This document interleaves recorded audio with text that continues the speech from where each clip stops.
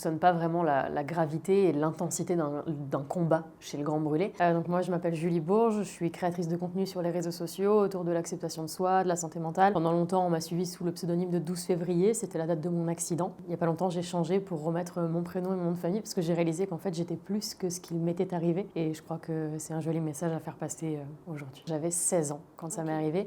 Et c'est pour ça que le drame de Crans-Montana a une résonance particulière en fait en moi quand j'ai appris ce qui s'était passé parce que globalement c'est des jeunes qui avaient ou qui ont le même âge que moi et je sais par cœur ce que va être leur après, comment leur adolescence va être mis entre parenthèses, si je peux le dire joliment. Donc moi j'avais 16 ans, c'était le carnaval organisé par mon lycée, on avait fait un costume complètement à la main. En fait le costume était hyper inflammable, on le savait pas, mais sur du jean, on avait mis du scotch double face de partout et partout on avait mis des boules de coton pour faire un costume de mouton. Je fume une cigarette, mon costume prend feu littéralement partout sur moi. Et donc bref, moi j'ai été brûlée donc, sur 40% du corps au 3e degré, donc on a dû prendre de la peau saine là où je n'étais pas brûlée pour faire des greffes de peau.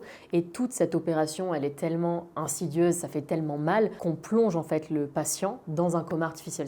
C'est pour ça que là, on a beaucoup de jeunes de Crans-Montana qui sont actuellement dans le coma artificiel, qui sont actuellement endormis. On les a volontairement plongés dans ce coma pour prodiguer les premières opérations qui sont trop douloureuses pour les subir en étant réveillés. Moi personnellement, au début, quand je me suis réveillée, je savais ce qui m'était arrivé, mais je voulais comme le mettre entre parenthèses et le fuir, comme si c'était pas vraiment mon combat. Moi, je voulais absolument sortir de l'hôpital, retrouver une vie normale. Je rentrais vraiment dans ce côté un peu autonome, loin des parents, on essaie de fuir un peu ça, on a notre vie au lycée.